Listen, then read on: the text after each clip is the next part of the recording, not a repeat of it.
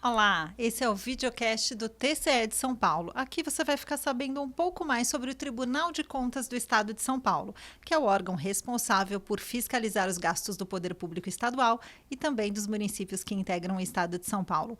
Hoje eu tenho a honra de receber aqui a conselheira doutora Cristiana de Castro Moraes. Tudo bem, doutora Cristiana? Tudo bem.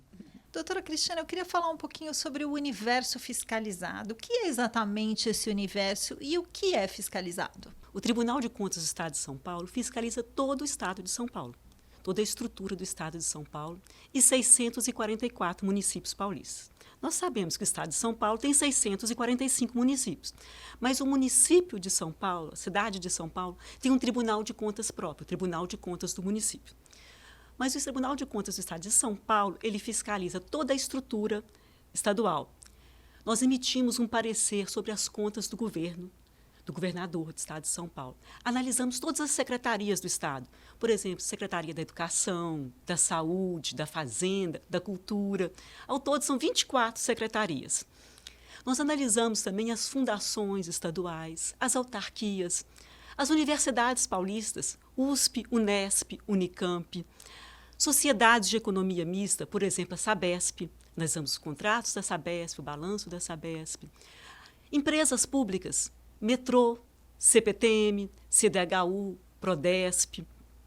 Analisamos também as contas da Assembleia Legislativa do Estado de São Paulo, Tribunal de Justiça, Ministério Público do Estado de São Paulo. Essa na parte estadual.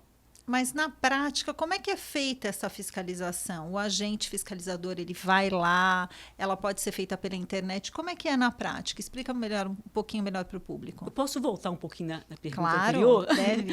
Eu estava falando do Estado, mas nós também temos municípios. Sim. Tá?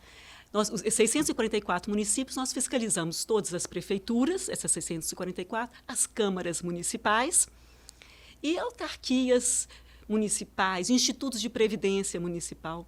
E fiscalizamos muito também repasse ao terceiro setor. Repasse de recursos a ONGs, associações. Ao todo, são 3.000 fiscalizados. E como é feita essa fiscalização, né? Nós temos uma sede aqui no Tribunal de Estado de São Paulo, mas nós temos uma capilaridade, digamos assim. Nós temos 20 unidades regionais dentro do Estado de São Paulo. Isso nos aproxima mais dos jurisdicionados, da população. E a gente tem a honra mesmo, o orgulho de falar que nós somos um dos poucos tribunais que vai em todos os órgãos fiscalizados. Nós vamos em todas as prefeituras, pelo menos uma vez por ano. Logicamente, assim, que é feita uma auditoria, um planejamento. Nós temos um banco de dados muito grande, nós temos um sistema de auditoria eletrônica que chama o DESP. As prefeituras, elas mandam todos os balancetes para o tribunal, todas as informações. E também quando há contratações, todas as licitações, todas as informações vão para o tribunal. E através desse banco de dados, a gente faz um cruzamento para saber quais prefeituras que nós vamos mais vezes, quais que nós vamos menos vezes, quais contratos serão analisados. Nós vamos em todas as prefeituras, mas, logicamente, não analisamos tudo. É uma auditoria, a auditoria é feita por amostragem. Então, nós temos que selecionar o que vai ser fiscalizado. E, através desse banco de dados, esse cruzamento de dados, faz uma análise inteligente, uma matriz de risco. E essa matriz de risco que seleciona os contratos que devem ser analisados, que devem ser acompanhados. Doutora, a senhora citou o terceiro setor. Qualquer pessoa pode indicar uma ONG ou dependendo da causa que ela participa, para que seja avaliada ou analisada? Como é que funciona essa questão do terceiro setor? Hoje em dia, os repasses são passados para o terceiro setor via prefeituras, via Estado. Certo? O que nós analisamos no Tribunal de Contas, e esse repasse ao terceiro setor anda crescendo muito. Temos contratos de gestão ao terceiro setor, chamamentos públicos que organizações sociais administram hospitais hoje em dia. Esses chamamentos públicos são feitos via licitação. Tem todos uns critérios. E o Tribunal de Contas analisa tudo isso. Hoje em dia é interessante que antes a gente só analisava a prestação de contas. Se foi prestada a conta certa corretamente, se não houve desvio do recurso. Hoje em dia, o tribunal faz o acompanhamento concomitante dessas contas. Nós vamos na organização social, ver como o serviço está sendo prestado. Está sendo vantajoso para o Estado prestar o serviço via ONG ou diretamente. E empresas privadas e pessoas públicas também são fiscalizadas pelo TCE? Empresas privadas não são fiscalizadas pelo TCE. É o seguinte, qualquer pessoa que utilize, arrecade, guarde, gerencie dinheiro público tem que prestar conta para a sociedade, prestar conta para o Tribunal de Contas. As empresas privadas, elas não são fiscalizadas pelo tribunal. Mas se, por exemplo, elas participam de uma licitação, uma contratação do poder público, nós analisamos essa licitação e essa contratação, se o preço está adequado, se o produto entregue está de qualidade, se foi entregue o que foi prometido, com um preço justo e no momento adequado. E é essa relação da empresa com o recurso público, com o Estado, que é analisado. Por que o TCE não fiscaliza o município de São Paulo? Em 1968, foi criado um município próprio, o Tribunal de Contas do município de São Paulo. É interessante, em São Paulo nós temos isso, o Tribunal de Contas do município e o Tribunal de Contas do Estado. No Rio de Janeiro é igual. No Rio de Janeiro nós também temos um Tribunal de Contas do Estado do Rio de Janeiro e o Tribunal de Contas do município do Rio de Janeiro. E nos outros estados é diferente? Tem diferença. Ao todo, são 33 tribunais de contas no Brasil. Nós temos o TCU, que fiscaliza os recursos federais. Aqui em São Paulo são 2 tribunais, igualmente lá no Rio de Janeiro, o Tribunal Estadual e o Tribunal do Município, da capital. Diferentemente, nós temos 3 estados, Goiás, Pará e Bahia. Esses estados, nós temos 2 tribunais de contas também.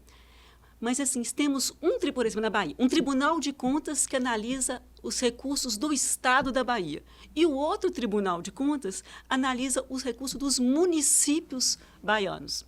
A mesma coisa no Pará, o Tribunal de Contas do Pará, estadual, analisa os recursos do Estado de São Paulo e no Tribunal de Contas dos municípios, os municípios do Pará. E a mesma coisa no Goiás. Agora, nos outros estados, somente um tribunal. Bom, eu queria falar sobre uma questão bem importante da sua carreira no TCE. Doutora, a senhora é a primeira mulher a fazer parte da corte. Isso é de extrema importância, né, para todas nós mulheres. Eu queria que você contasse um pouco sobre a sua carreira e sobre essa honra de ser a primeira mulher a fazer parte da corte. Primeiro eu vou começar assim, como eu entrei no tribunal. Eu entrei no tribunal em 2011. Eu fiz um concurso para auditora, substituta de conselheiro. Foi a primeira vez que o tribunal fez esse concurso. Aí, logo que eu entrei, surgiu uma vaga de conselheiro. E, segundo a Constituição Federal, essa vaga ia ser para um auditor. Era a primeira vez que um auditor, um concursado, ia tomar posse como conselheiro. Sim. Aí eu fiz parte de uma lista tríplice, eu, juntamente com mais 2 colegas auditores, eu fui indicada pelo governador, sabatinada e aprovada pela Assembleia, e tomei posse como conselheira em 23 de abril de 2012, tem 10 anos. E assim, então eu sou a primeira auditora oriunda dos corpos dos auditores. Teve um pré-requisito para ser conselheira, ter feito um concurso anteriormente. E sou a primeira mulher também. O Tribunal de Contas tem 98 anos de história. E ser a primeira mulher nesses 98 anos, olha, para mim é uma responsabilidade muito grande e uma honra muito grande também, né? A senhora acha que isso abre aí um precedente para que outras mulheres ocupem cargos no TCE de São Paulo? Precisamos, sim. Eu falo com uma responsabilidade muito grande porque nós temos que honrar todas que lutaram para a gente chegar aqui, né, Patrícia? E não queremos ser a única, né? Queremos, assim, conviver com mais mulheres no colegiado, mais mulheres no cargo de direção. E acho que caminhamos para isso, espero. Doutora, como seria se não tivesse o TCE para fiscalizar tudo isso? Todo mundo que utiliza recurso público tem que prestar contas. É um princípio republicano, né? E, sim, se não existisse o tribunal, acho que existiria menos transparência, menos impessoalidade no uso do recurso público, menos efetividade na administração pública. Eu acho que o tribunal é muito importante para isso, para tornar a administração pública mais responsável, mais transparente, mais efetiva. O tribunal tem a missão de fiscalizar, mas nós também temos uma vertente muito importante de orientação. Nós temos uma escola de contas no tribunal e nós fazemos cursos nessa escola de contas para os jurisdicionados, explicando as principais leis, o principal entendimento do Tribunal de Contas. E né? qualquer pessoa pode se inscrever nessa escola para saber um pouco mais? Nós temos cursos livres e também cursos direcionados. Alguns cursos são direcionados para os jurisdicionados. Né? E temos manuais. É bem interessante, Patrícia, que na pandemia esses cursos tiveram assim, uma demanda muito grande. Nós temos uma lei nova agora, a Lei 14.133, a nova lei de licitações. Tinha 28 anos com a mesma lei de licitações. E o que mudou nessa nova lei? Mudou muita coisa, Patrícia. Desde a forma de planejamento, a forma que foi ser feitas as licitações, formas de licitações que não existem mais. Então, a demanda era muita, a curiosidade era muito grande, Patrícia. Aí, ano passado, nós fizemos 5 lives com os professores da USP. Online, época de pandemia. Você acredita, Patrícia, que essas aulas tiveram um grande número de visualizações? Uma dessas aulas tem mais de 50 mil visualizações. Então, assim, uma forma também de orientar, de chegar à população. O tribunal fiscaliza, mas ele percebeu ao longo do tempo que, para cumprir a sua missão de fiscalizar, é muito importante ele orientar. Porque, através da orientação, a gente previne os erros. E prevenir é sempre melhor que remediar, né? Sempre. Me diga uma coisa, me conte um pouco sobre a sua carreira antes de chegar no TCE, a sua trajetória. Vou começar pela parte estudantil, digamos assim, de formação. Eu sempre estudei em escola pública. E eu fiz administração na Universidade Federal de Viçosa. Depois eu fiz mestrado na Universidade Federal do Rio Grande do Sul. Fiz Direito na Universidade Federal do Espírito Santo. Essa é a minha trajetória estudantil. Na parte profissional, eu trabalhei 4 anos como professora efetiva da Universidade Federal do Espírito Santo. Trabalhei 11 anos como agente da fiscalização, auditora do Tribunal de Contas do Espírito Santo, fazendo fiscalização online em prefeituras e câmaras e secretarias. Isso que me deu essa vivência para o dia a dia hoje. E depois eu fui procuradora do Estado de São Paulo. Depois eu fiz o concurso de substituta de conselheiro no tribunal, fui conselheira, né? Sou conselheira do tribunal e fui presidente por 2 vezes do tribunal. Já que a senhora citou que foi presidente, como foi assumir a presidência por 2 vezes do TCE? Para mim, que sou servidora de carreira, é uma honra e um orgulho muito grande chegar à presidência do Tribunal de Contas do Estado de São Paulo. É um tribunal de referência para todos os tribunais, é o maior estado da federação. Né? Então, é uma honra muito grande chegar à presidência e poder representar o tribunal perante a sociedade, perante os jurisdicionados, ficar mais próximo dos agentes da fiscalização. Mas o tribunal, Patrícia, tem um pessoal muito competente, muito preparado. E é muito bom trabalhar com gente compromissada, né? Doutora, nesses mais de 10 anos no TCE de São Paulo, tem algum caso marcante para contar aqui para o nosso público? São vários casos. Mas assim, o que eu tenho observado nesses 10 anos de tribunal é a mudança da postura do tribunal na fiscalização. O tribunal era muito mais legalista. Hoje em dia, o tribunal está muito mais olhando a efetividade do recurso público, como está afetando, como está sendo aplicado o recurso público. Então, um exemplo simples. Sempre temos que olhar se o recurso na educação foi devidamente aplicado. Segundo a Constituição, todas as prefeituras têm que aplicar 25% da receita em educação. Então, nós analisamos se foi aplicado 25%, se foi aplicado, aprovamos a conta. Se não foi aplicado, rejeitamos a conta. É conhecido como um pecado capital. Mas o tribunal avançou. Falou assim, não vamos olhar só se aplicou os 25% ou não. Vamos olhar como esse dinheiro está sendo aplicado. Então, ao longo do tempo, nós estamos procurando uma auditoria mais efetiva. Procurar, aplicou os 25%? Tem merenda de qualidade para as crianças? O uniforme está sendo entregue? Material entregue antes das aulas? Como está a estrutura da escola?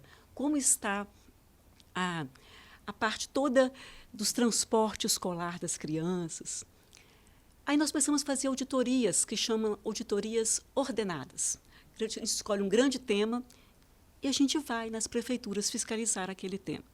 Eu lembro de um caso aqui agora, que era uma auditoria em 2 dias. Foram 500 agentes, fiscalizaram 400 e tantas escolas, em todo o estado ao mesmo tempo. E sempre pega um tema, por exemplo, educação, aí vai em muitas escolas e depois faz um relatório, é assim que funciona? Exatamente. Aí, nessa que eu estava contando, nós analisamos não só a escola, analisamos também desde o transporte escolar. Foi uma auditoria, assim, foi quando retornaram à escola pós-pandemia.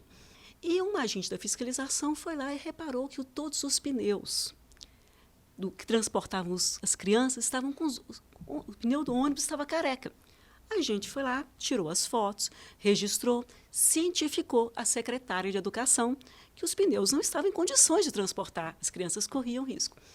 A gente retornou para o tribunal e no dia seguinte ela recebeu uma ligação da secretária. Pode voltar aqui, pode tirar as fotos, todos os pneus estão novos, as crianças estão em segurança. Então, assim, é só um exemplo simples, mas da efetividade da nossa fiscalização. Eu quero agradecer aqui a presença da doutora Cristiana de Castro Moraes, conselheira do TCE de São Paulo. Chegamos ao final de mais um videocast. Até a próxima. Tchau.